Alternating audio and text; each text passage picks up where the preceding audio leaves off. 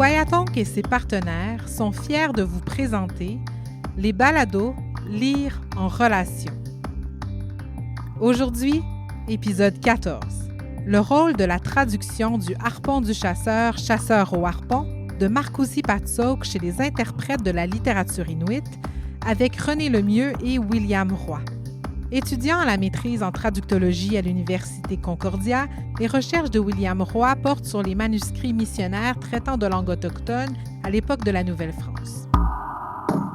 René Lemieux est quant à lui professeur adjoint en traduction et traductologie au département d'études françaises de l'Université Concordia, où il dirige l'Observatoire de la traduction autochtone.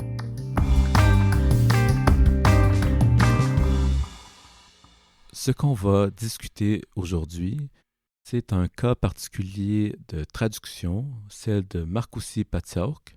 Dans un premier temps, on va expliquer ensemble la biographie de l'auteur, qui est cet auteur, quelles sont les différentes versions.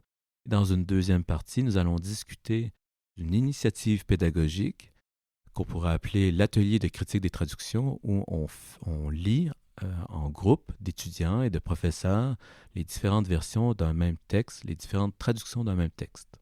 Oui, donc l'harpon du chasseur, le chasseur au harpon, c'est l'histoire d'un jeune chasseur et sa communauté qui partent à la chasse pour venger la mort de leurs proches. Ils vont donc chasser un ours polaire qui est malade. Donc c'est à peu près ça le résumé en gros.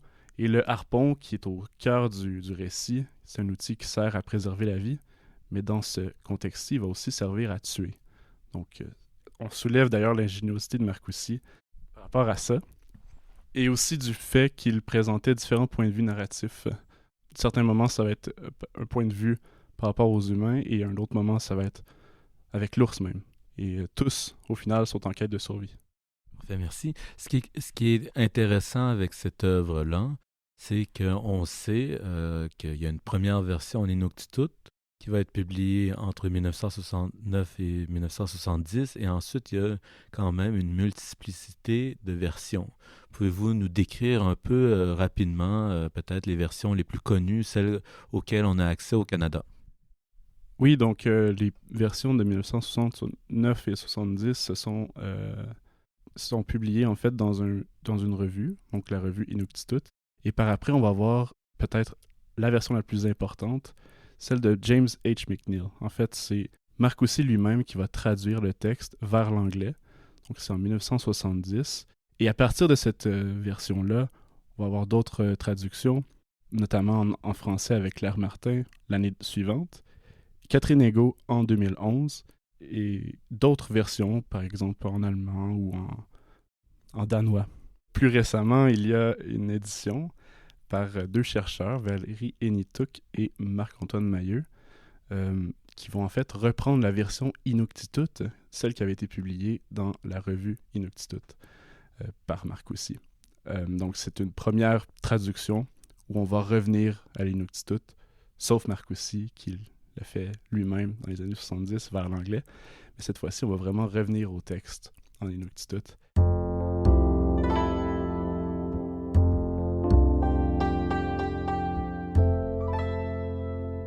Donc, pour la suite du balado, on va discuter de la critique de traduction, comment on fait une critique de traduction, comment, avec ces versions-là, on peut avoir une réflexion sur la multiplicité des versions d'un même texte et comment on peut les analyser. On va utiliser une méthode. Voulez-vous nous parler un peu de la méthode qu'on va utiliser pour en discuter, donc à partir d'un traductologue célèbre? Oui, célèbre, c'est le cas de le dire. Antoine Berman, en fait, qui a été utilisé pour maintes critiques en traduction littéraire. Ça vient du texte Pour une critique des traductions, John Donne. En fait, 3 termes qu'on va utiliser dans notre réflexion sur les œuvres de Marcoussis. Tout d'abord, la position traductive. Donc, ce que ça signifie, c'est la manière avec laquelle le traducteur ou la traductrice tente de répondre à sa pulsion de traduire, la tâche qui lui incombe, sa manière qu'il ou elle a internalisé le discours ambiant sur la traduction, et aussi ses normes ou idéologies qui en dominent son discours. Et un peu dans la même veine, le projet de traduction désigne la manière avec laquelle le traducteur ou la traductrice va accomplir le transfert du texte de la littérature source à la littérature cible. Donc c'est en gros l'explication de son adaptation ou de son mode de traduction. Et finalement aussi le terme horizon du traducteur est l'ensemble des paramètres langagiers, littéraires, culturels et historiques qui déterminent comment la personne qui traduit sent ou pense la traduction, ce qui comprend l'attente du public, l'état de la littérature, l'existence d'autres traductions avec lesquelles il faut se situer. Et donc, à la lumière de cette théorie d'Antoine Berman, qu'est-ce qu'on peut faire quand on veut lire des traductions? Alors oui, ça me fait plaisir d'en parler. Dans le cadre de mes cours, d'abord à l'Université de Sherbrooke et ensuite à l'Université Concordia, à la fois au premier cycle et au deuxième cycle, j'ai organisé une initiative pédagogique que j'ai appelée l'atelier de critique de traduction. C'est un atelier dans lequel je donne à lire différentes versions d'un même texte, donc en français ou en anglais, pour essayer d'avoir une appréciation esthétique, mais aussi, on va le voir, une compréhension des enjeux sociaux de l'édition à partir donc d'une œuvre. Je dois dire que l'œuvre de Marcoussis, elle est exceptionnelle. Pourquoi? Parce que lorsqu'on lit une traduction, souvent on a tendance à vouloir voir des erreurs. On regarde l'original, on regarde la traduction, puis on essaie de décoder où est-ce que le traducteur ou la traductrice a fait erreur. Dans ce cas-ci, le vrai original, on pourrait dire, il est en Inuktitut. Et jusqu'à maintenant, j'ai eu aucun étudiant qui pouvait lire l'Inuktitut. Ce qui fait qu'on a tous lu de la traduction. On a tous lu en traduction et on a tous essayé de comprendre c'était quoi les enjeux, c'était quoi la pulsion de traduire des traducteurs ou des traductrices, c'était quoi le projet, c'était quoi pour eux ce qui déterminait leur choix de traduction avec l'horizon du traducteur ou de la traductrice. Donc ça, c'était l'idée au départ. C'est une initiative pédagogique aussi qui reprend certains aspects de ce qu'on pourrait appeler l'apprentissage par problème et la méthode des cas, qui sont des moyens d'enseigner en général là, à l'université. Dans l'apprentissage par problème, qui est une méthode d'enseignement qu'on retrouve beaucoup, par exemple, en médecine, on pose un problème qui peut être résolu et on invite les étudiants à collaborer pour trouver la réponse. L'autre méthode, c'est la méthode des cas. On pose un problème, mais sans solution. Et ce qu'on cherche à susciter chez les étudiants et les étudiantes, ce sont leur capacité à trouver pour eux-mêmes une solution. J'ai fait un mélange des deux avec cet atelier de critique des traductions, dans le sens où il n'y a pas de bonne réponse. Qu'est-ce qui fait qu'un traducteur ou une traductrice choisit de traduire? C'est quoi l'appréciation qu'on peut faire sur leur traduction? Il n'y a pas véritablement de bonne réponse à ça. Donc, on est plutôt de l'ordre de la méthode des cas. Mais en même temps, il n'y a pas de compétition entre les étudiants. Au contraire, ce qui était particulier dans cet atelier-là, c'était que chaque étudiant, chaque étudiante avait à lire une seule version. Donc, pour avoir une compréhension globale de toute la réception de la traduction, il faut qu'ils collaborent entre eux pour savoir qu'est-ce qui se passe. On va le voir un peu plus tard, mais les différentes éditions sont tellement divergentes, différentes, que pour comprendre cette différence-là, il faut pouvoir les comparer. Et c'est la parole des étudiants et des étudiantes entre eux et elles qui font en sorte qu'on peut apprécier cette différence-là. Et donc, quelles pourraient être les conclusions, vos conclusions, et peut-être même celles des étudiants par rapport à cet exercice pédagogique? Alors oui, par rapport à justement cet ensemble de versions auxquelles on avait accès, donc la version dans la revue Inuktitut, elle était exclue, celle de 69 à 70. On avait accès à la version de 1970 par Marcoussis lui-même, donc c'est celle qu'on appelle parfois l'adaptation.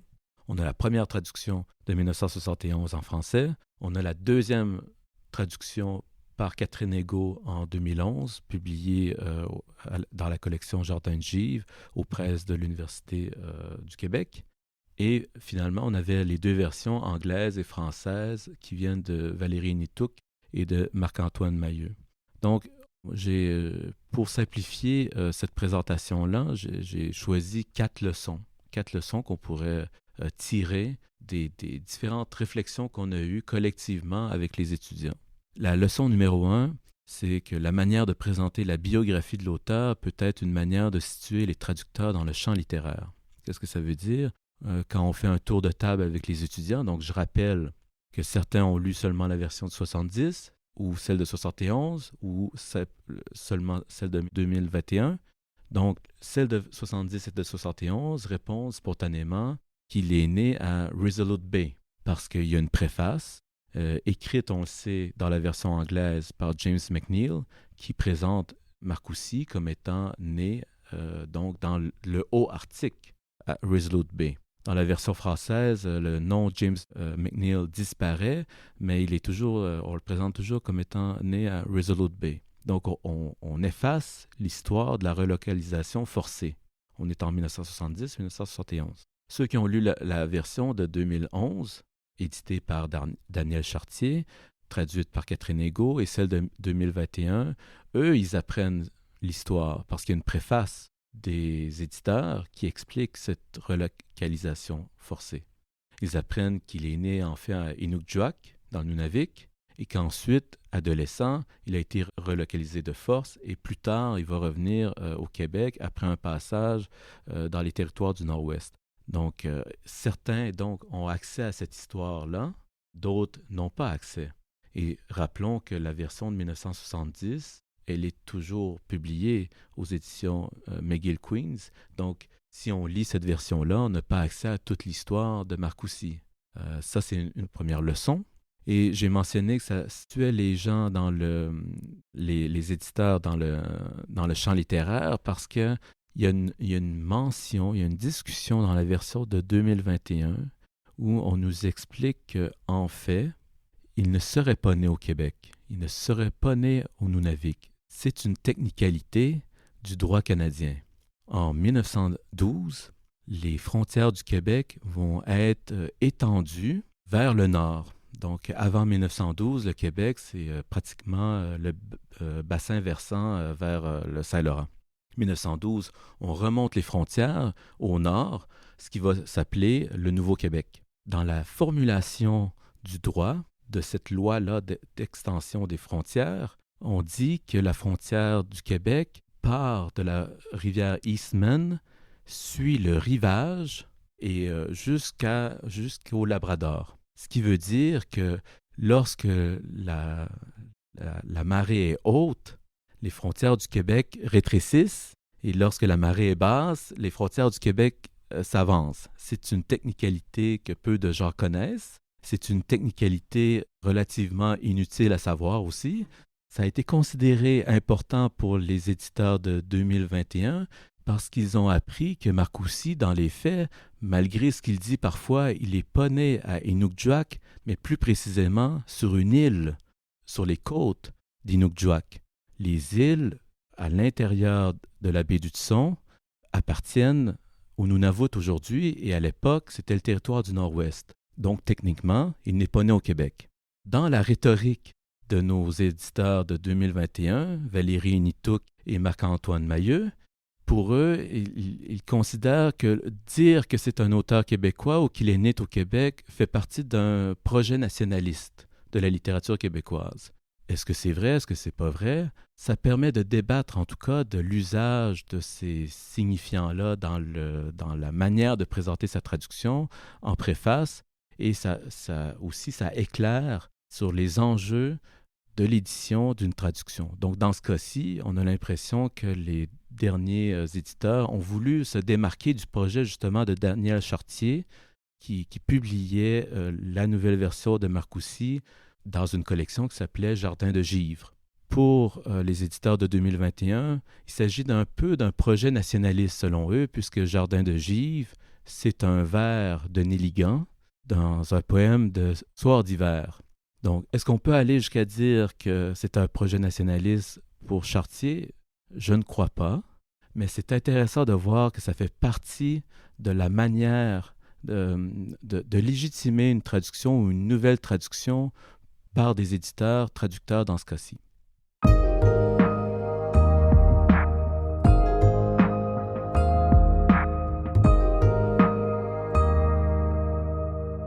Qu'en est-il de la seconde leçon? Oui, alors la deuxième leçon, elle a trait à l'orthographe utilisée. Pour l'énoncer, je pourrais tout simplement dire l'orthographe utilisée indique plus souvent d'où viennent les traducteurs que leur attitude envers la langue. Alors là, c'est un autre cas particulier.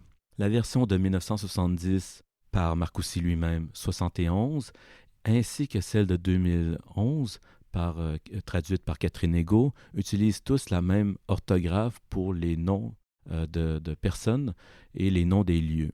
Par exemple, Kamik a des amis, Issa et Mythique. Issa s'écrit I-S-S-A, Mythique s'écrit M-I-T-T-I-K. On voit aussi passer Aïs, on voit aussi passer sa mère, Ouramik, et son père, Suluk. Je peux rapidement dire, puisque c'est un balado, Ouramik va s'écrire O-O-R-A-M-I-K et Suluk, S-U-L-U-K. Alors, ce qui est particulier avec la version d'Enituk et de Mahieu, on doit aussi rappeler que Mahieu est linguiste, spécialiste de l'Inuktitut, les deux ont eu accès à la version Inuktitut originale. Ils sont allés revoir l'orthographie des noms en Inuktitut et ils les ont retranscrits en alphabet latin. Donc, Issa devient Aïssa, A-I-S-A. Mythique devient Mytik, M-I-T-A-Q. Ouramik devient Ouyamik. Et Suluk, S-U-L-U-K, devient Salluk, S-A-2-L-U-Q. Quand j'en parle avec les étudiants, on voit cette différence-là. Ça permet de voir aussi que donc, la version de 1970 par Marcoussis lui-même, il avait réinterprété les noms Inuktitut, probablement pour un lectorat anglophone. Et ces noms-là ont simplement été suivis par toutes les versions subséquentes. Donc, avoir cette réflexion-là avec les étudiants, ça permet d'avoir une réflexion sur la standardisation des langues autochtones, qui sont dans le cas de l'Inuktitut, ça vient après la première publication en Inuktitut, mais ça permet aussi d'avoir une certaine appréhension esthétique de la chose.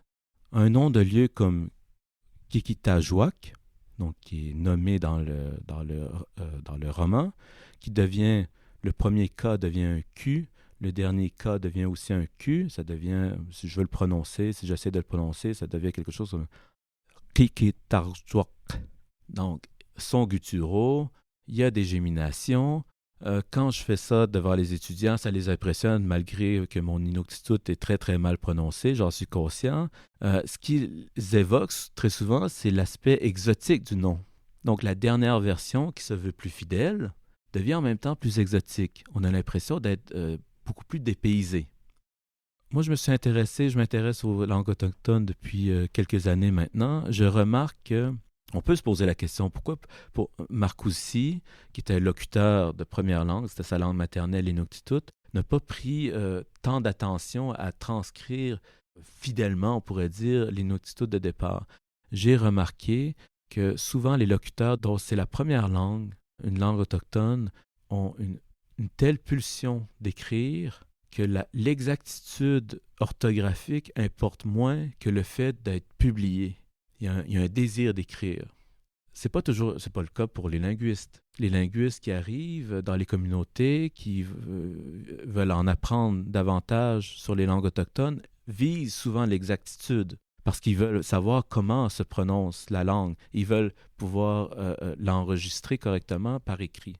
Moi, j'ai remarqué que les locuteurs de langue autochtone, dont c'est la deuxième langue, qui sont dans une position en train d'apprendre cette langue-là, ont ce désir-là d'exactitude, un peu comme les linguistes. Donc là, on voit que la position traductive, qui est celle peut-être de Mahieu dans ce cas-ci, de viser une exactitude au niveau de l'écriture, de l'orthographe, des noms, des communautés, vient donner quelque chose à des locuteurs qui voudraient, par exemple, apprendre l'Inuktitut. C'est d'ailleurs dit dans leur préface, dans leur apparat critique, que leur version de 2021 peut servir à des gens qui veulent apprendre l'Inuktitut grâce au texte de Marcoussis. Ça me fait penser à une autre œuvre, en fait, qui a été écrite à la même époque. Je ne sais pas si vous connaissez, ça s'appelle Sanak, qui a été écrit par Mitsarjuk Napaluk. En fait, ça a été à la demande de missionnaires et d'anthropologues. On a demandé donc à Mitsarjuk d'écrire un récit pour les apprenants de la langue, en fait. Et ça a été ça le projet initial. Et ça a été gardé comme ça jusqu'à aujourd'hui. Donc, des récentes éditions qui gardent encore des mots en Inuktitut au sein même du texte en français ou en anglais. Oui, tout à fait. Donc, on remarque un désir qui peut être à la fois compris comme un désir exotisant, mais en même temps quelque chose d'ethnographique où on veut apprendre une langue autochtone, même si ce n'est que quelques mots à l'intérieur d'un texte plus large. Puis est-ce qu'on voit ce désir justement dans les récentes traductions de Valérie Nituk et de Marc-Antoine Mahieu? Est-ce qu'on voit encore des graphies qui sont propres à l'Inuktitut dans les versions anglaises ou françaises? Est-ce qu'on veut garder justement cette idée d'apprentissage de la langue à travers le texte? Oui, c'est une bonne question. À ma connaissance, il n'y a pas de terme Inuktitut à part peut-être igloo à l'intérieur du texte. Donc, ils n'ont pas fait d'emprunt à partir de l'Inuktitut. Mais c'est un fait intéressant de remarquer qu'en 2011, il y a un fameux terme qui va être utilisé qui est alou, qui signifie, donc, c'est le trou que fait un phoque pour pouvoir respirer.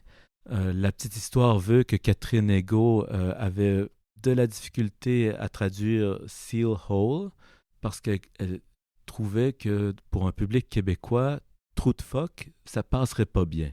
Donc, elle est allée chercher le terme Inuktitut et elle l'a retranscrit dans une manière assez française, une orthographe française, A-L-L-O-U. Ce terme-là n'a pas été repris par Enituk et Mahieu, mais je peux dire, parce que dans le cas d'un des ateliers, j'ai eu une étudiante, Archita Bal, je la salue, qui est originaire d'Inde et qui parlait hindi et qui a lu la version en hindi traduite du texte de Marcoussis qui a été fait à partir de Catherine Ego. Donc, il s'agit là d'une traduction relais. Alou a été conservé.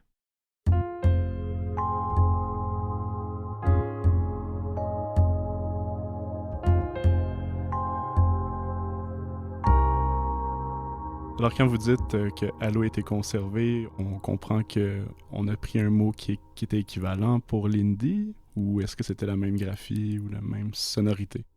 Alors, on a fait un emprunt. On a transcrit le terme en hindi. Donc, alou se prononce un peu de la même manière. On met une parenthèse pour expliquer qu'il s'agit d'un trou de respiration. Ça a été la traduction française qui a été choisie par Enituk et Mahieu, trou de respiration créé par un phoque. Or, l'étudiante en question m'a appris que alou a aussi une signification en hindi. C'est le terme qu'on utilise pour patate. Donc, littéralement, si on lit la traduction en hindi de Marcoussis, lorsque Kamik, le personnage principal, se penche devant un alou pour pouvoir chasser le phoque, donc il doit attendre longuement, littéralement en hindi, ça dit qu'il est devant sa patate et qu'il attend le phoque. Est-ce qu'on peut entrevoir des intentions implicites lorsqu'on lit une préface? Oui, souvent, quand on demande une préface à quelqu'un, donc on demande à cette personne-là, en quelque sorte, de légitimer le texte. 1970-1971, c'est un fonctionnaire de l'État canadien, c'est un spécialiste de la littérature inuit, c'est le titre qu'il se donne, mais il travaille dans les faits pour le ministère des Affaires indiennes et du Développement du Nord. C'est James McNeill qui va signer la préface.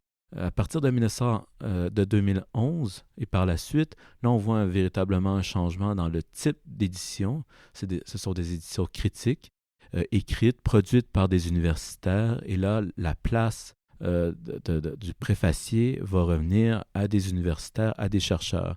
Dans le cas de 2011, c'est Daniel Chartier, qui a une chaire de recherche sur les littératures du Nord. C'est lui qui signe la préface et il se présente lui-même comme un chercheur spécialiste du domaine. Même chose en 2021 avec Valérie Enituk et Marc-Antoine Mahieu. Ce sont, dans le cas de Enituk, une traductologue spécialiste de la traduction. Et dans le cas de Mahieu, un linguiste spécialiste de l'Inuktitut. Donc, c'est une présentation de soi comme spécialiste de la littérature ou de la langue pour pouvoir légitimer le nouveau texte. Fait intéressant, dans les deux cas, dans le cas de 2011 et de 2021, on demande aussi à Marcoussis d'écrire une préface sur son propre texte.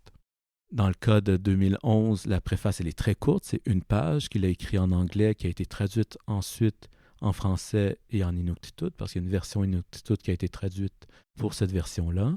Et même chose en 2021. Dans ce cas-là, c'était, si je ne me trompe pas, Marc-Antoine Mailleux qui est allé sur place rencontrer Marcoussis, qui l'a enregistré et qui a ensuite transcrit ce texte-là sous forme de texte et il en a fait une préface. Donc, c'est intéressant de voir la différence au niveau de la légitimation du texte. Autre fait intéressant, comme on l'a dit tout à l'heure, la version 2021 trilingue possède aussi quelques versions unilingues qui ont été publiées en anglais et en français. C'est une édition beaucoup plus grand public, donc tout l'appareil critique est évacué, mais on garde une préface. Mais cette préface-là, on a choisi quelqu'un pour faire cette préface-là et c'est assez intéressant. Au niveau de la légitimation du texte, il s'agit de Mary Simon, qui est aujourd'hui gouverneure générale du Canada. À l'époque de la publication, elle n'était pas encore. Elle était connue comme fonctionnaire, comme ancienne ambassadrice du Canada, mais aussi comme défenseuse des droits inuits. Donc, c'est intéressant de voir qu'on est passé d'un fonctionnaire en 1970 à une fonctionnaire en 2021, mais chose qui est assez différente, c'est que dans ce cas-ci, c'est une Inuit, une Inuk.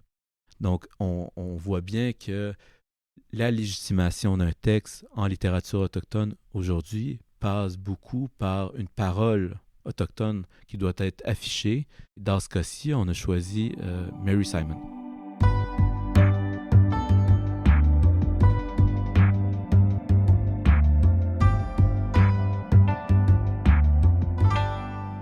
Alors, ça, c'était la leçon 3, mais qu'en est-il de la leçon 4? Donc, pour la 4e leçon, je dirais que des versions manifestement différentes peuvent cacher un projet similaire. C'est-à-dire que la version de 2021 par rapport à 2011, elle est très différente, évidemment, parce qu'elle est beaucoup plus grande. Il y a un appareil critique beaucoup plus large, où est mentionné longuement la traduction, l'enjeu de la langue inuktitut. Mais c'est sensiblement le même au sens où ce qu'on essaie de faire, c'est de sortir Marcoussis de l'image traditionnelle qu'on avait de lui auparavant, c'est-à-dire d'un romancier pour de la littérature jeunesse. On veut faire du chasseur au harpon ou du harpon du chasseur un grand roman, un livre qui a une valeur dans le monde universitaire, et ce sont des universitaires qui viennent nous le dire. Et ça, dans ce sens-là, le projet est très similaire. Mais pour se démarquer, on doit souvent montrer une différence. Et dans ce cas-ci, il y a deux différences dont on n'a pas encore, qu'on n'a pas vraiment mentionné, mais qui est tout à fait utile. Le premier, c'est le titre. Pour la première fois, donc, à partir de 2021, on parle du chasseur au harpon plutôt que du harpon du chasseur, alors même que c'était le titre de Marcoussis en 1970. Rappelons-nous, en anglais, c'était « Harpoon of the Hunter », donc le harpon du chasseur, traduit littéralement là, par Claire Martin. Une autre différence qu'on n'a pas beaucoup discuté, mais qui vaut la peine d'être mentionnée, le nom, on a utilisé beaucoup Marcoussis. C'est son prénom dans les faits, parce que dans la culture inuite, au départ, on n'utilisait qu'un seul prénom. Marcoussis va être appelé par la suite, va prendre un nom de famille qui est Patsork. Et en 2021, je pense que c'est la première fois qu'on le désigne comme tel. On va plutôt l'appeler comme Patsork plutôt que Marcoussis. Donc ça, c'est une très grande différence qui permet donc de différencier son édition, sa version de l'autre. Fait intéressant, donc, la version de 1970 qui est toujours publiée par McGill Queens et la version de 2021 par le même éditeur, ou 2020 pour la petite version anglaise, par McGill Queens toujours. Si vous prenez les deux romans côte à côte, vous regardez le dos du livre, vous vous rendez compte que pour le premier, l'auteur écrit c'est Marcoussis, et pour le deuxième, c'est Patsork. Donc on a comme un peu l'impression que c'est pas le même auteur. Est-ce que c'était voulu un peu, probablement, pour justement montrer sa différence, se distinguer des autres éditions? Peut-être un dernier mot sur la question de l'adaptation, qui est assez polémique en traductologie parce qu'on se dit, on a cette idée qu'une adaptation, c'est une traduction libre, une traduction qui n'est pas fidèle et qui se permet des largesses, se permet de reconstruire le texte. Et souvent, on parle de 1970, de la version de 1970 par Marcoussis, comme étant une adaptation. D'où un enjeu, est-ce qu'un auteur a le droit de réécrire son texte? Mais on peut voir l'adaptation dans un autre sens, au sens justement de la survie, comment s'adapter. Et ça a été remarqué dans la littérature, dans les discussions, y compris le discours académique sur la littérature inuite, que cette littérature-là est une littérature qui sait s'adapter. Donc, si on prend en compte cette question de l'adaptation-là et qu'on regarde, on fait l'atelier des traductions et on s'intéresse à la diversité des versions, on est moins enclin à regarder est-ce que ces versions sont plus fidèles l'une ou l'autre à l'original, mais plutôt comment ils se sont adaptés à leur époque. Et dans notre cas, 1970 avec Marcoussis, 71 avec Claire Martin, 2011, Chartier et Catherine Egault, et 2021 sont à chaque fois différentes manières de s'adapter à ce qui est demandé à la littérature autochtone. Kivy Martin, dans Stories in a New Skin, voit en fait dans l'adaptation l'ingéniosité des littératures autochtones. C'est leur façon d'entrer dans le discours académique, mais aussi de subvertir, donc en s'adaptant au public colonial. Cet épisode de Balado est une réalisation de Kwayatonk et de la chaire de leadership en enseignement sur les littératures autochtones au Québec, Maurice Lemire, de l'Université Laval, avec l'appui d'Hydro-Québec, du Conseil des arts du Canada, du gouvernement du Canada et du gouvernement du Québec. Cet épisode vous est offert dans le cadre du 12e Salon du livre des Premières Nations, une présentation de TELUS. Recherche et narration, René Lemieux et William Roy. Technique sonore et montage, Caroline Belzile-Normand. Montage et musique, Marc Vallée. Coordination, Marie-Ève Bradette.